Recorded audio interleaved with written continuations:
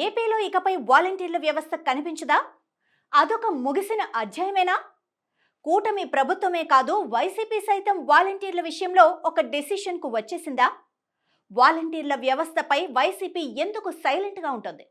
ఎన్నికల ముందు వాలంటీర్లను కొనసాగిస్తామని చెప్పిన కూటమి ఇప్పుడెందుకు వారిని సైలెంట్ మోడ్లో పెట్టేసింది?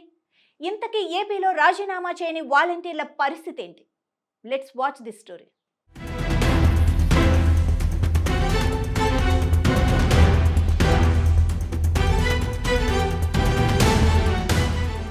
ఏపీలో కూటమి సర్కార్ వచ్చిన తర్వాత వాలంటీర్ల వ్యవస్థను సైడ్ చేశారు.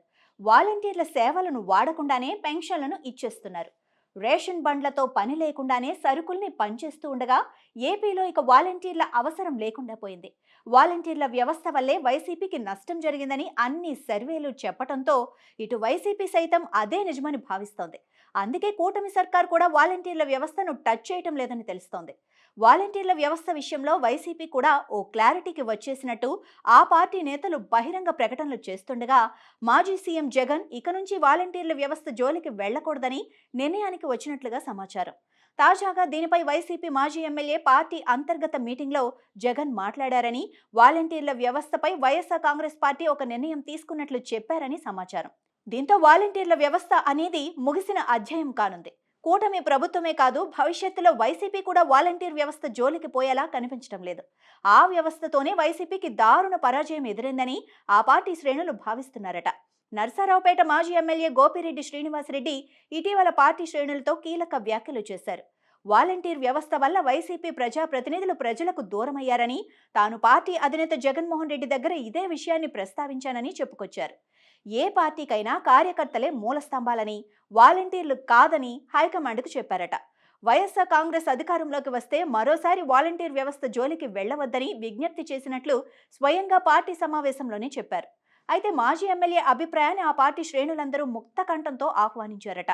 రాష్ట్ర వ్యాప్తంగా వైఎస్ఆర్ కాంగ్రెస్ పార్టీ శ్రేణులంతా ఇదే అభిప్రాయంతో ఉన్నారని పార్టీ వర్గాల్లో టాక్ వినిపిస్తోంది. 2019లో అధికారంలోకి వచ్చిన వెంటనే వాలంటీర్ వ్యవస్థను ప్రారంభించిన వైసీపీ ప్రభుత్వం ప్రతి 50 కుటుంబాల బాధ్యతను వారికి అప్పగించింది.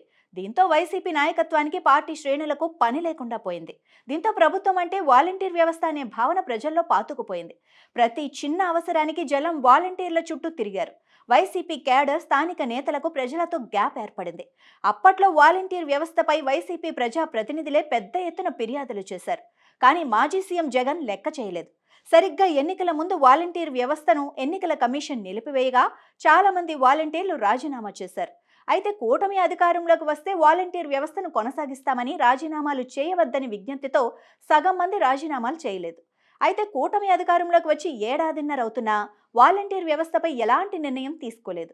దీనిపై వైఎస్ఆర్ కాంగ్రెస్ పార్టీ సైతం పెద్దగా మాట్లాడటం లేదు. వాలంటీర్ వ్యవస్థ మూలంగానే వైఎస్ఆర్ కాంగ్రెస్ పార్టీకి నష్టం జరిగిందన్నది మెజారిటీ పార్టీ శ్రేణుల అభిప్రాయమట. ఒకవేళ ఇప్పుడు వాలంటీర్ వ్యవస్థను సమర్థిస్తే భవిష్యత్తులో అధికారంలోకి వచ్చిన వెంటనే దానిని అమలు చేయాల్సి ఉంటుంది. అలా చేస్తే ఎలాంటి పరిణామాలు ఎదురవుతాయోనని వైఎస్ఆర్ కాంగ్రెస్ పార్టీ నాయకత్వం డైలమాలో ఉందట.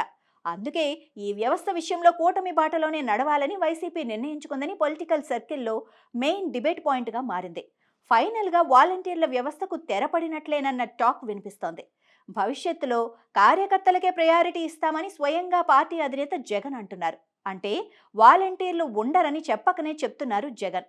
అలా అధికార అపోజిషన్ వార్ మధ్య వాలంటీర్ వ్యవస్థ కనుమరుగైనట్లేనన్న ఒపీనియన్స్ వ్యక్తమవుతున్నాయి.